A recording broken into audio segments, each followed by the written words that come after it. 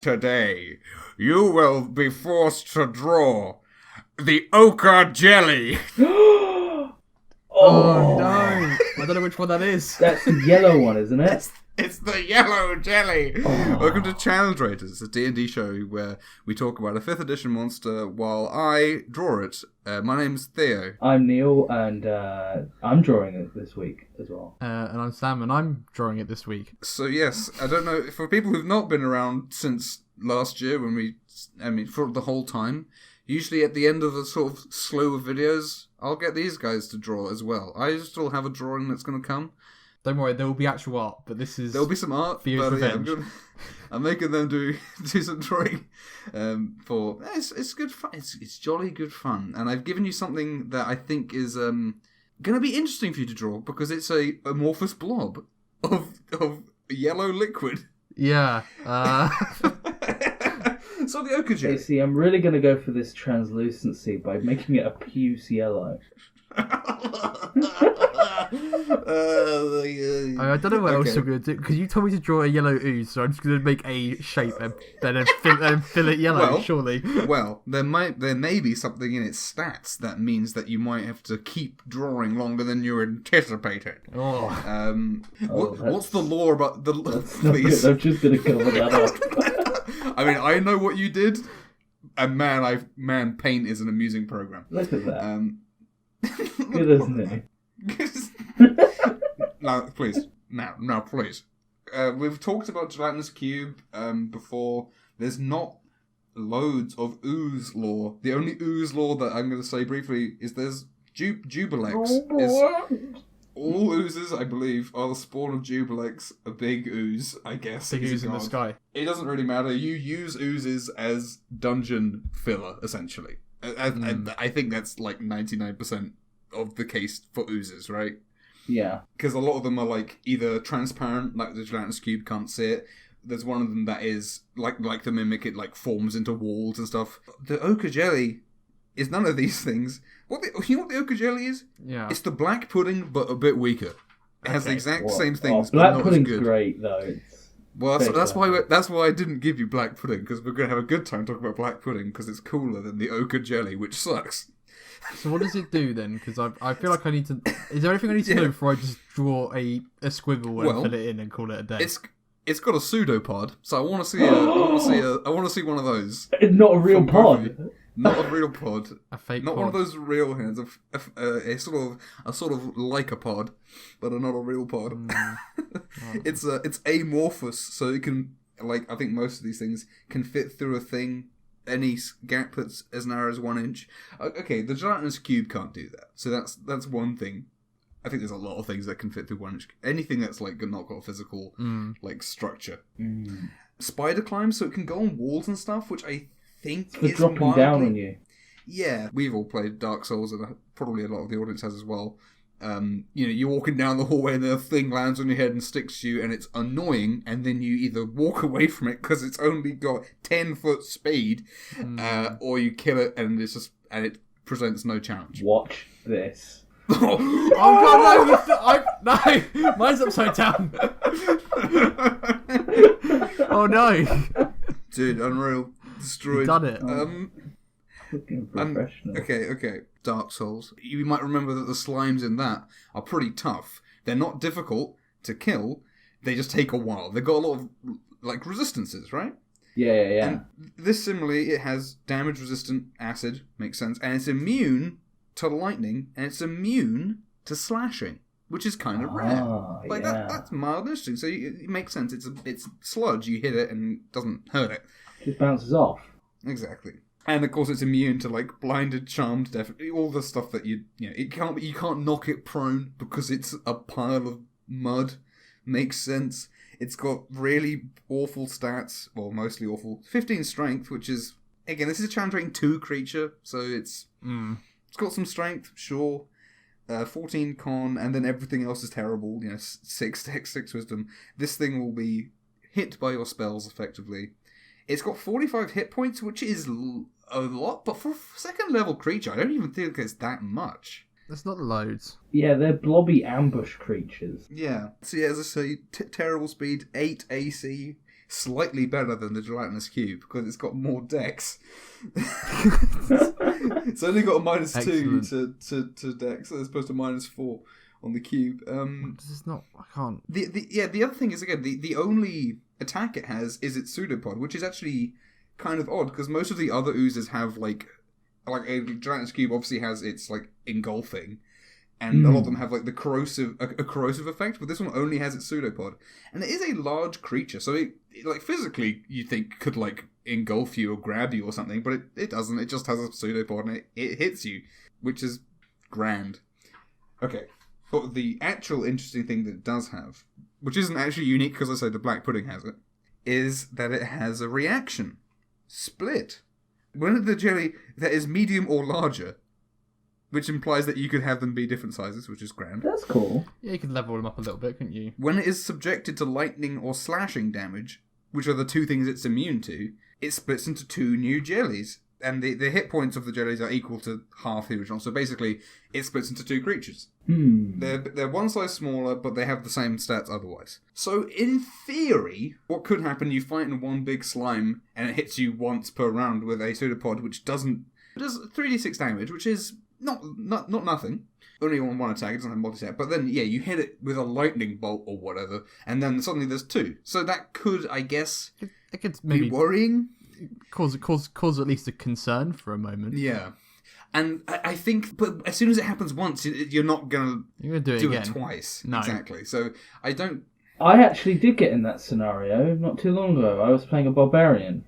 Yeah. Okay. And my barbarian did it, and I rationalised that my barbarian would not figure out that his weapon was what was splitting it. That's fair enough, yeah. So he kept hitting it, and it kept splitting. What I will say to that as well is that if you're a class that has like a multi-attack and you just declare I'm going to hit him with my like you just go 3 attacks, yeah, then I don't think there'd be any reason for your DM to say you do that, you splat it into nothing, and then 3 of them form up. I would be happy to do that as a DM because it would make it more interesting and more fun, at least from a DM point of view. Again, you've declared your attacks and you've rolled a hit. Come on, you can't take them just because they're splitting up. But yeah, that's literally all it has. That's everything. I've told you everything about this creature. It's unaligned, so it's not evil. It's not going to conspire to greatness. Even though I think Jubilex is a demon. Yeah, Jubilex is an evil creature for sure. I'm not sure if he not. I like these 2 things a lot. These are both good. I'm trying to think, is there literally anything else we can say about the ochre jelly? Oh dear. I think slimes are they're a classic fantasy thing, I guess. Fantasy game thing, specifically. Yeah. I don't really like them as a enemy type myself. But also I don't dislike them. I feel nothing. Oozes and that, like, they have the kind of like body horror thing, which is pretty cool. They can have that, yeah. They can have that, but like this isn't really the one that's gonna do that. Yeah, I think having like an ochre jelly, as you say, like it's not even like a monster, but as like a trap in a room that maybe another fight is going on in, I think could be good, especially if you've got like a really classic dungeon like you're going through. I think it would fit. I don't think it would blow anyone's mind. I guess the split thing is quite cool. It's not like it's nothing out of this world, but it's cool and it makes sense. So sure. Yeah, I get it. The jellies and oozes and all the different types for all the different levels and kind of throwing them at people.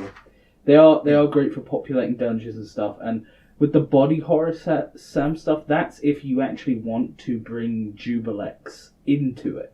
Yeah. It can be really great. I have this in my current setting that they keep finding very old temples to Jubilex where part of the ascension process is you turn into a slime. Yeah. You become formless, you become one, that kind of abstract idea.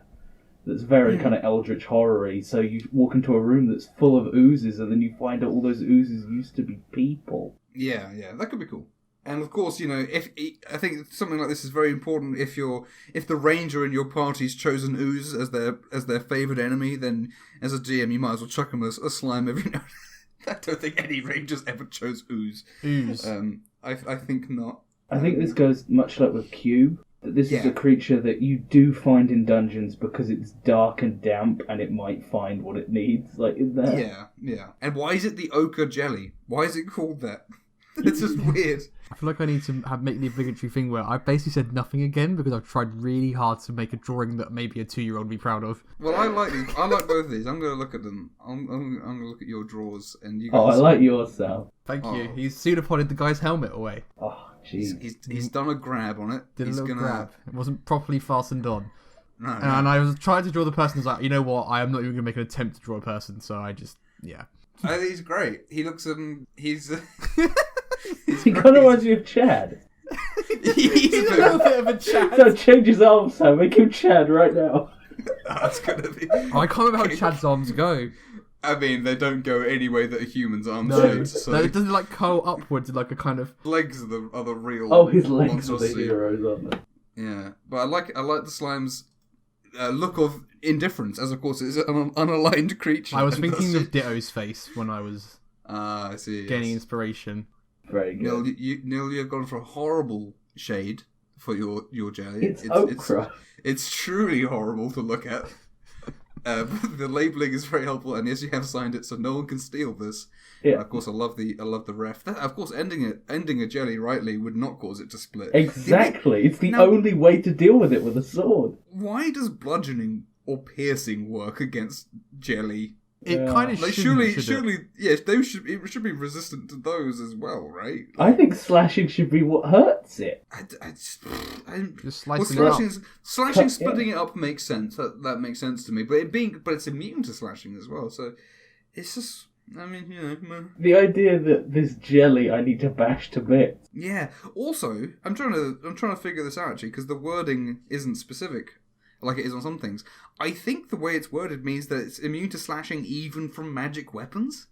Because it just says damage think immunity so. slashing. Because usually it'll say immune to slashing from non-magic. So yeah, it is immune. So if you got your plus 3 Vorpal sword and crit on a jelly, it just splits in two. It doesn't care. Which I'm not saying is a bad thing. It's just an interesting point. To improve the jelly, I would really only do one thing, because it's a low-level monster. It doesn't need Yeah, improvement. exactly. It doesn't need to be anything more than what. Yeah, I would give a use for the jelly once you've defeated it. that's true. Like, yeah. turn it into glue, or it's used An alchemical component. Yeah. Mm. A glue can make sense because it's sticky and it doesn't have a corrosive feature on it. Although it does do the acid damage, but that's Maybe what it's you powered. could line armor in it to get resistance to slashing damage or something. Yeah, And then you could be the goo warrior. or even have make some slimy, sticky shoes that can walk on walls with. Or, I don't know. Or it turns out that ochre jellies are delicious. Yeah, why not? It does lend itself to like the sort of I guess like Monster Hunter kind of, not Monster Hunter specifically, but I'm thinking like Dragon Quest because they're famous for their slimes as well. It's Slime City down there. Okay, I guess we should give it a number because we're there basically now, and then you guys can look at what I drew, which is very silly. It's a very simple monster. Yeah, I mean, It's very simple. I didn't really say but, anything, like- but I didn't need to. There's not really to talk about. I like the split a lot. Yeah, split is fun. Split school. What do we give? But What again- do we give Gelatinous Cube? Like a 10.6 or an 11 or something? I think it was very average. Yeah, I think we gave I think it a this very is average lower score. than that. I personally would think it's lower just because in the role that it is, there's other ones which I think are more interesting, other oozes which I think are more interesting. Yeah, here's the thing, is that like a new person Yeah. playing the game, I'll fight this thing, oh here we go. Somebody who's not new, this thing does nothing. It is just an annoyance. Yeah. Or as a gelatinous cube, you're more scared of it when you're an experienced player. You're like, oh no, and like again, like the Same fact for that black pudding when we get to it, probably as well. Yeah, and the thing about this, like again, it's a large creature, and that is basically designed to drop down on you. It doesn't say that specifically, but that's what it's for. If it had something like a grab, anything like that actually synergized with that, because currently it drops down next to you and then hits you with its pseudopods until you die or Like run the away. piercer.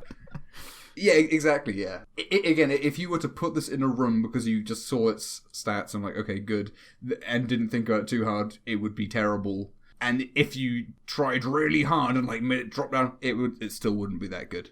The split is cool, but again, that might trick a party for one turn unless they're doing a thing where they are really role-playing being dumb hard. They're not going to end up splitting it more than once. Maybe twice if they're multi-attacking. But again, it's challenge rank 2, you'll probably... Probably die. What, is this a 7? Yeah, 6 or 7. It's alright. Alright. I like the immunities and stuff, and the split is cool you get it off. Just having something that is immune to magical slashing damage is quite fun. So I'm happy to put it at a 7. Yeah, sure. I'll go 7. Let's go 7. Right. Okay. Ochre Jelly 7 sounds right to me. Let's have a look at what I drew. I'm actually, you know what? I'm proud of our drawings. I think I think they're good. We've knocked it out of the park. Really good. Yeah, I liked your torch. Thank you. Put some colour in it because it's very grey. It was very grey. I think I'm remembering back to Minotaur and stuff. I think Minotaur was a lot harder, and you guys struggled more as a result. This is a bit more creative freedom, I think, and you've risen up to the plate very nicely. This is what I drew, and it's one of the dumbest things that I've done for this. Oh my god! And he just like and you surge like passed through him, and he then turned around. Oh, I'm fine. This is ancient powerful Norman from the end of the Death Knight video with his magic hand and the big beard and then no shirt. he's cubed it. Why is Ochre Jelly in this timeline? And why would you show off super powerful Norman by showing something he cannot physically be hurting right now? End of season. Yeah, he's hitting him with a thing that's doing nothing. That's the real benefit. Is he's doing nothing to him. Time skip Norman always looks badass, but he's actually always doing nothing. He's doing nothing. He's just splitting up into lots of little ones. That is a big jelly, though. Yeah. It's large. It's a large creature. It rears up to slap him with its pseudopod. Not a real pod. He cubes it, and everyone around is like, "Oh, nice one!" And it just like gets back. I was like, "Oh, you idiot!" Yeah, Norman did his 8 attacks. Yeah. Very good. Very good. I like that a lot. That's great. Thank you. I think it's great. It's too fitting. It's so dumb. Now that I think about it, I didn't even think about it like that. I was just like, I want to get the split in there, and I didn't have a way of him doing lightning damage. So it's just like, okay, that'll be a thing. It doesn't. He's immune to it. Oh my god. Right. Okay. Housekeeping. Last time we did a Challenge Raiders, that was the end of that season. I mean, this is the real end of the season. This is the bonus end content. This is the bonus end. I can't remember. This is what everyone stayed on for. Yeah, exactly. I don't remember if I explained like what would be happening, but basically there'll be like a short break while we prepare the next series of it, and I have to make some new intro animations and stuff and all this. We'll be back with more monsters within the coming weeks. I guess we should make some good jelly jokes. Don't be jelly. No, I mean that involved telling people to subscribe. That was a good jelly joke, but it was not related. Good try though. Don't be jelly of our subscribe button. Just click it, guys. Why don't you use your Seder pod and slap a like? Not a real pod. Yeah. Or if you've got a real pod, use your real pod and slap a like. You know what? This video is Ochre.